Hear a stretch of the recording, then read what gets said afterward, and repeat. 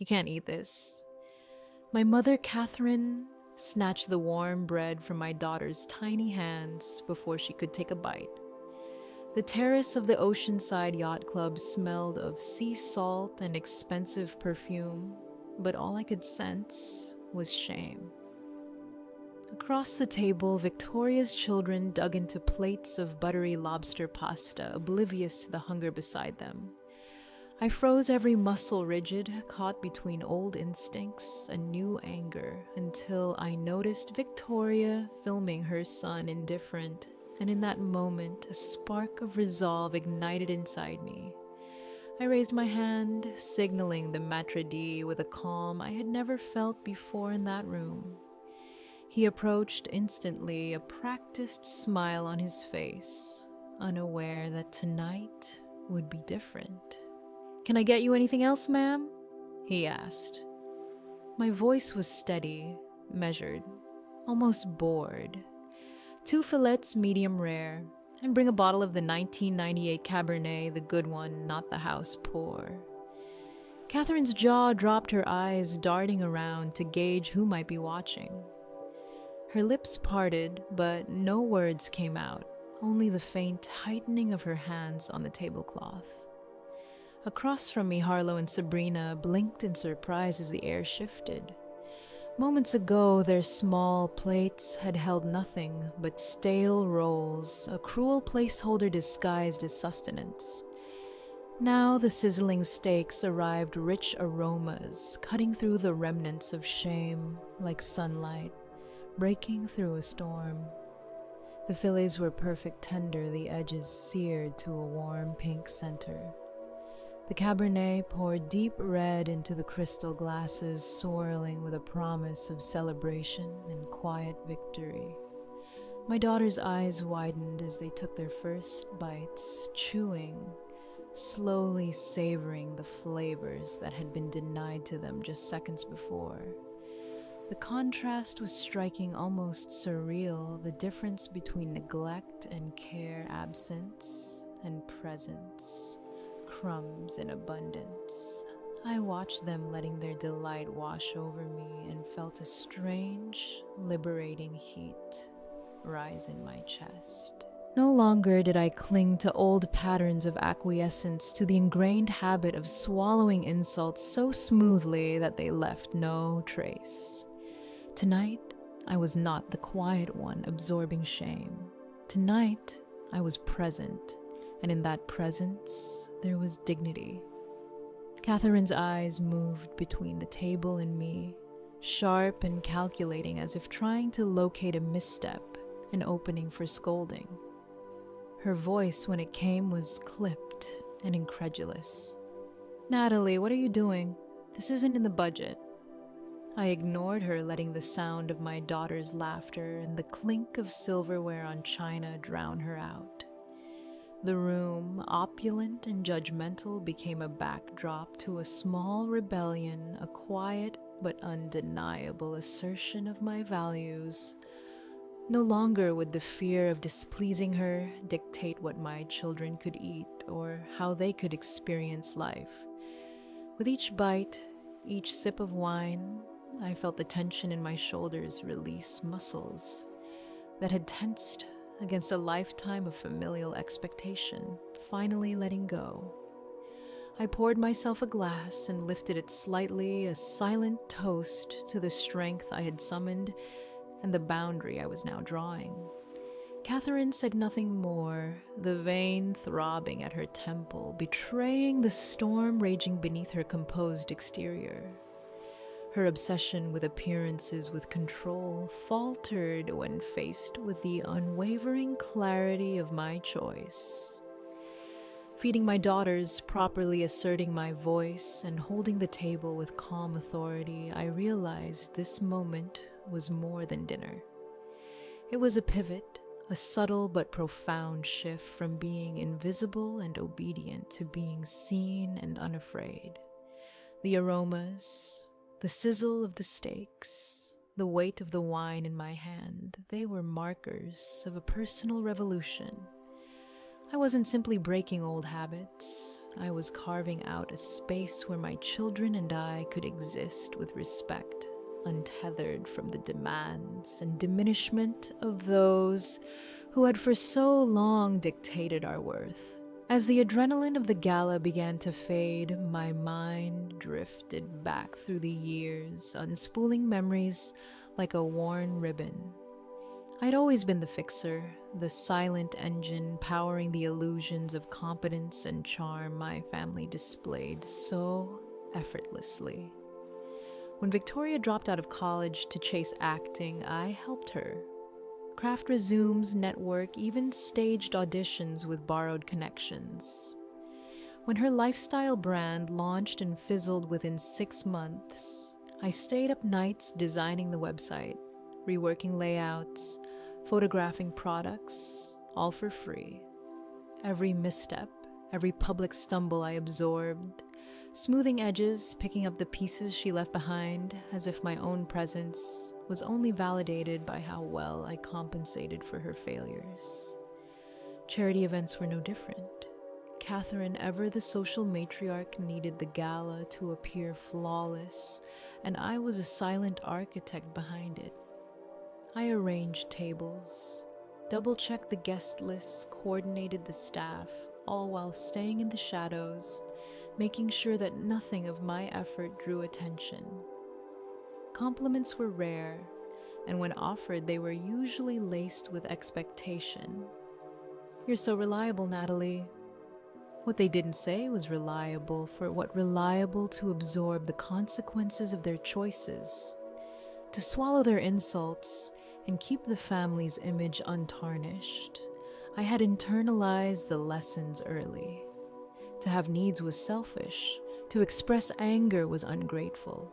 To push for fairness was a betrayal. For decades, I provided everything quietly, my worth measured. Not in recognition or love, but in how effectively I could prop up the lives of others. And now, sitting in the quiet after the gala, the contrast pressed sharply against me. Earlier that day, I had signed a design contract, 6 figures, transformative money that could change my life and that of my children. I had been eager to share it, to feel seen, to have someone acknowledge that I was more than the shadows I occupied.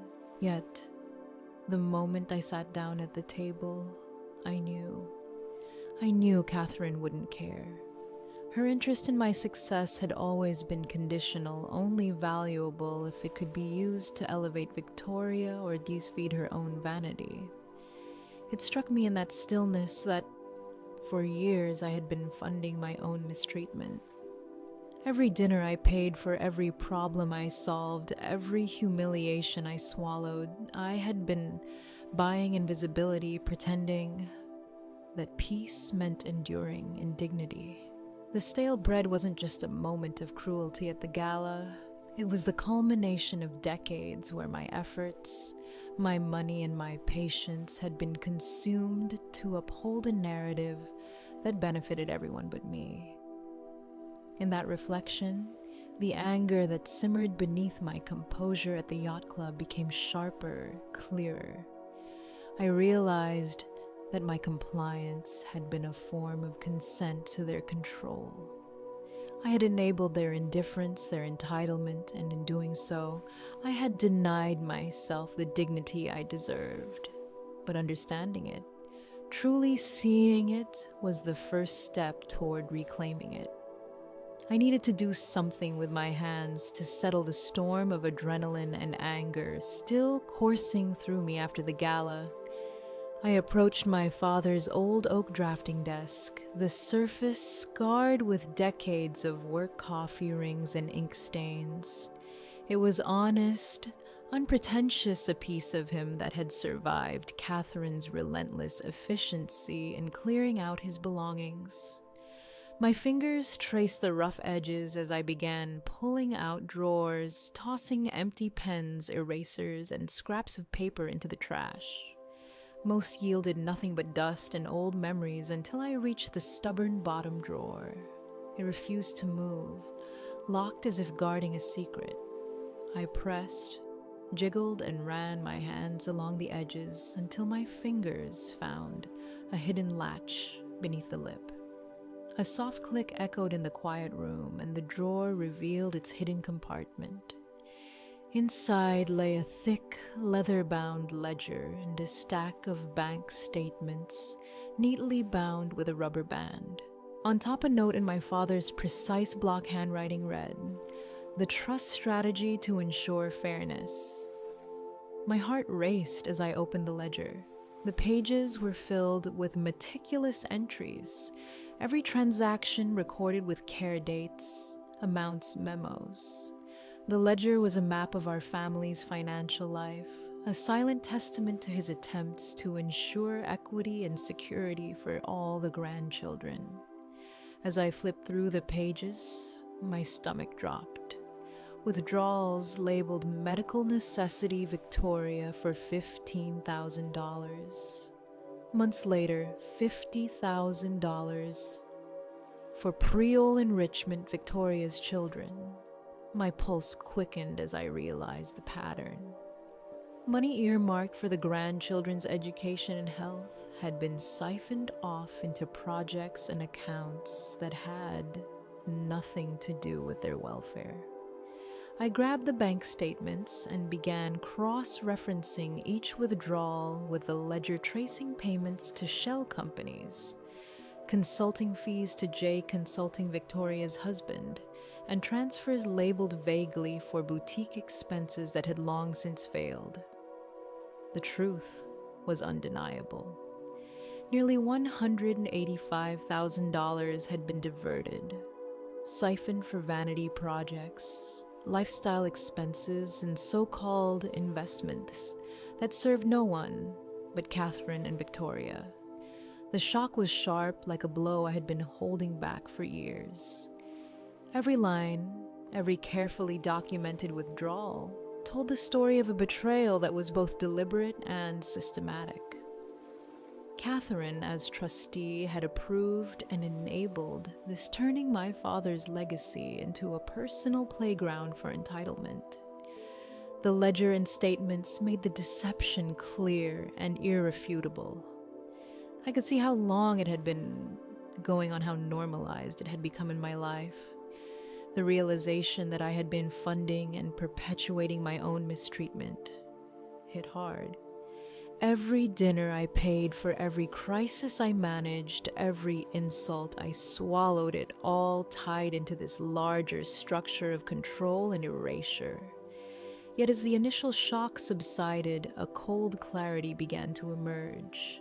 The meticulousness of my father's records gave me control I hadn't felt in decades. I wasn't reacting blindly anymore. I was reading the architecture of the betrayal, tracing the blueprint of entitlement and deception. Each number, each memo, each documented withdrawal became a tool. The ledger was more than an accounting of dollars. It was a record of injustice, a map for action. I felt the emotional weight press down on me, the years of being invisible, the relentless service, the constant erasure, but alongside it came a growing sense of agency. The rage that had consumed me at the gala transformed into analytical focus. I photographed every page, every bank slip, documenting everything for evidence. The ledger provided a strategy I could follow, a roadmap to restore what had been stolen and to protect my children from the same pattern of exploitation. This was not just discovery, it was empowerment. With each careful examination, I reclaimed a piece of the control and clarity that had been denied to me for decades, and the path forward began to take shape, precise and undeniable. The doorbell rang sharp and insistent, slicing through the quiet of the morning. I knew immediately who it would be. Catherine, flanked by the early sun, pushed past me into the hallway, oversized sunglasses concealing her eyes. Designer bag clutched tightly as if it could shield her from reality. "We need to talk," she said, breathless with expectation and indignation. Her voice carried the practiced urgency of someone accustomed to control, to having her demands met without question. She was here to reclaim authority, to demand obedience, and I met her gaze without flinching. I gestured toward the living room, letting her advance a few steps before I spoke. She launched into a tirade, her voice trembling between anger and feigned grief. She listed offenses as if the universe owed her. Compliance missed texts, supposed embarrassment at the club, the dinner bill placed on someone else's card, the alleged humiliation of Victoria's image. Her words were rapid, desperate, cascading over one another.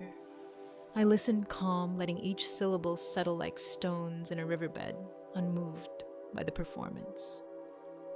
"Are you finished?" I asked simply, my voice flat, controlled. The question hung in the air, unyielding. She paused, sputtered, tried again to dominate the space, but the momentum had shifted. I picked up the manila envelope I had prepared, heavy with documentation, and placed it on the coffee table. Inside were copies of the ledger pages, bank statements, withdrawal slips, and business registry documents. I held them out to her, watching as the confident mask faltered, revealing the first hints of fear and disbelief.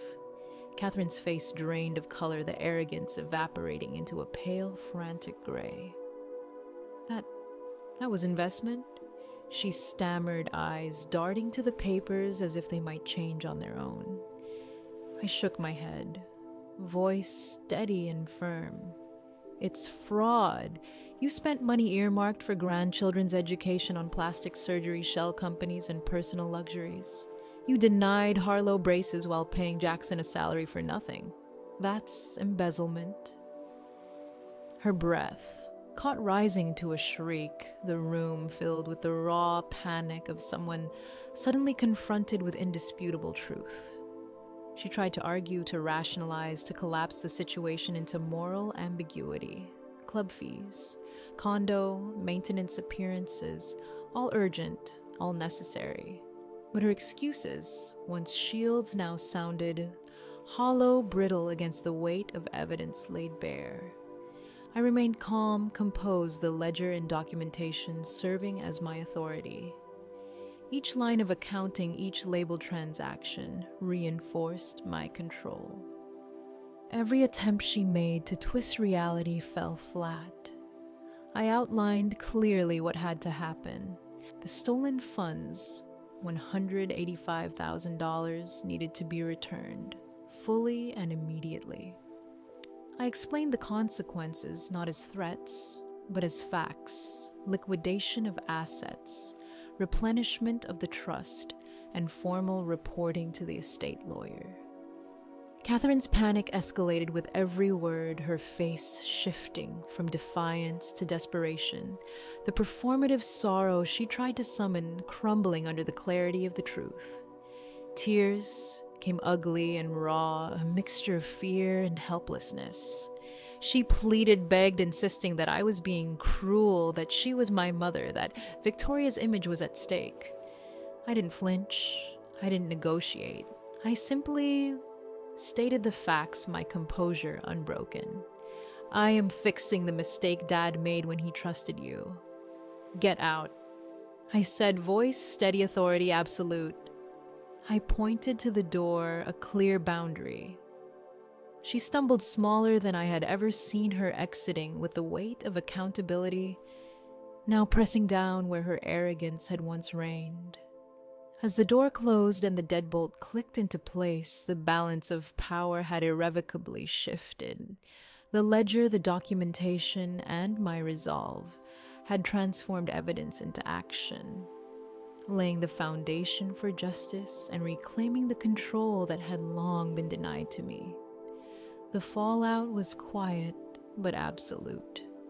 Over the following days, the stolen funds were recovered, each dollar traced back to the trust, reinstating the legacy my father had carefully constructed.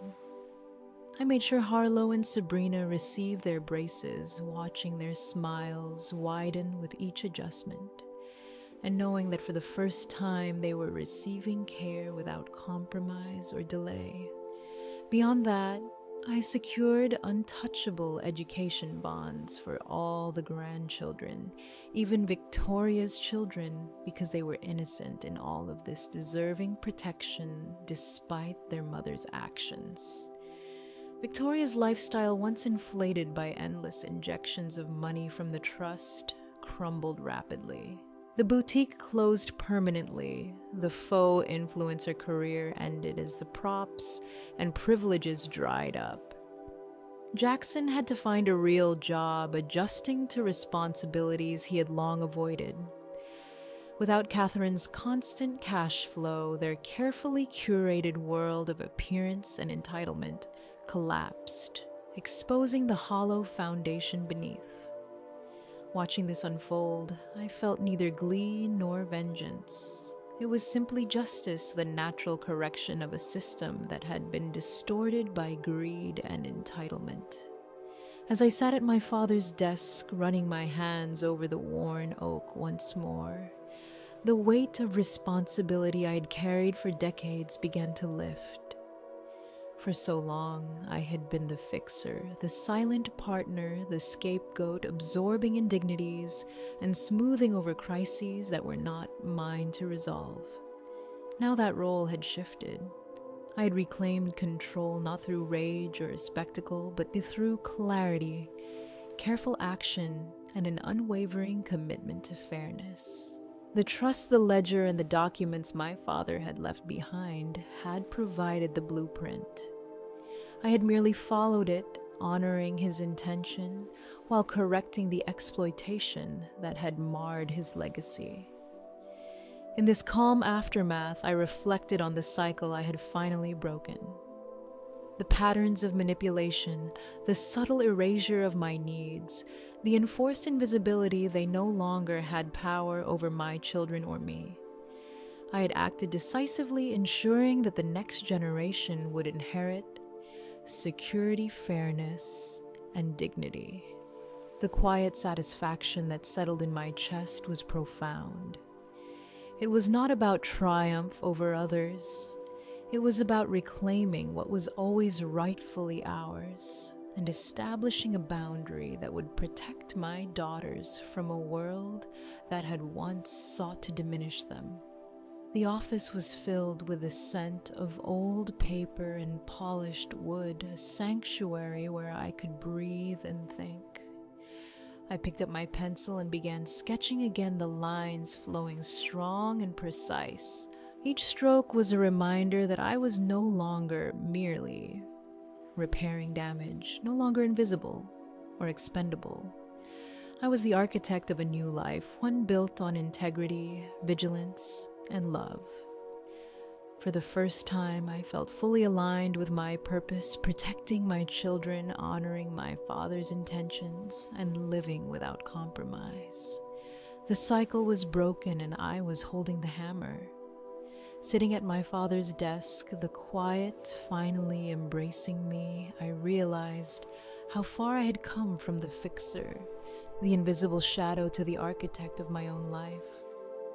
The cycle of exploitation that had haunted generations was broken, and my children were now shielded from its reach. I felt a rare sense of closure, steady, calm strength in knowing I had restored fairness and security. If you've ever faced a moment where standing up meant redefining your family's patterns, share your story. There's power in breaking the cycle.